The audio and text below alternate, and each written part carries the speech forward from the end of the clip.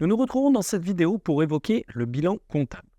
Commençons par une petite définition que je vous demanderai aussi d'apprendre par cœur, comme celle du compte de résultat, pour vos ECF et vos examens.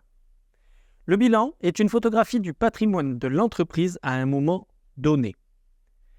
Analysons un petit peu plus le bilan en détail. Dans la colonne de gauche, appelée « Actifs », figure tout le patrimoine de l'entreprise, autrement dit, tout ce que l'entreprise possède à la date des écritures, grâce aux ressources figurant au passif. Regardons un petit peu en détail.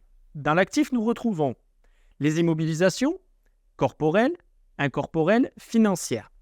Les immobilisations corporelles, pour rentrer un petit peu dans le détail, ça peut être une machine, une voiture, des ordinateurs. Vous verrez un petit peu plus tard les différences entre pour les ordinateurs. Tout ce qui est incorporel, c'est quelque chose qu'on ne peut pas toucher. Et le financier, c'est les placements. Ça peut être des valeurs mobilières, des choses comme ça. Ensuite, nous avons les actifs circulants. Nous avons les stocks, d'accord ? Les stocks est considéré comme le patrimoine de l'entreprise, ok ? Les créances clients, d'accord ? À ne pas confondre avec les dettes au niveau des fournisseurs qui seront, elles, au passif, d'accord ? Donc, une créance client, c'est un client qui nous doit de l'argent, d'accord ?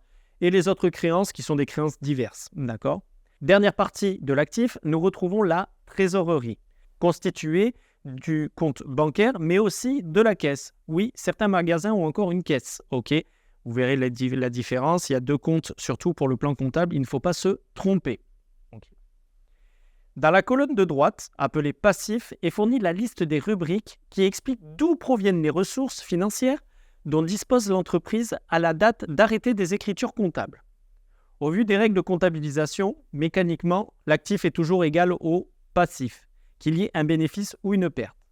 En effet, la comptabilité est tenue en partie double, c'est-à-dire que pour enregistrer tout flux financier, il faut inscrire deux montants identiques.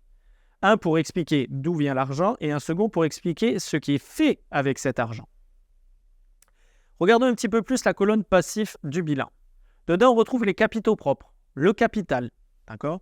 Petit rappel, le capital n'est pas forcément que de l'argent. Ça peut être aussi des meubles, des voitures, un immeuble aussi qui peut être apporté en guise de capital, mais aussi des connaissances, un savoir-faire, un savoir-être. Okay, tout ça peut être notifié au niveau du capital. Il y a aussi les réserves et bien évidemment le résultat. Sur la vidéo précédente, je vous avais dit que le résultat de l'entreprise devait être reporté dans le bilan. Et bien c'est dans cette case, le résultat est reporté donc à ce moment-là dans le bilan. Okay.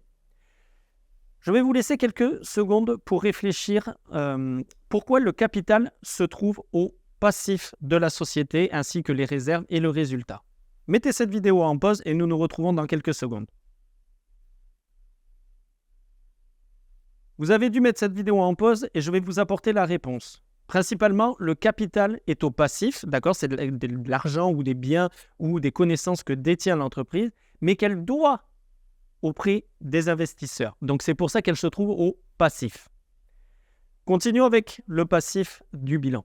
On retrouve aussi dedans les provisions, d'accord ? Les provisions pour risque judiciaire, les provisions pour perte sur change, tout ça. Vous le verrez un petit peu plus tard lors de votre formation. N'allons pas trop vite.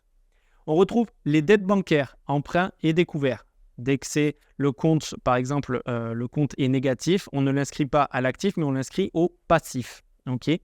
Et on retrouve bien évidemment les dettes fournisseurs. Nous avions les créances clients et nous retrouvons l'opposé, les dettes fournisseurs. Comme vous l'avez vu précédemment, une seule règle vous dira si votre bilan est juste. C'est qu'il est équilibré. Et comment le bilan s'équilibre ?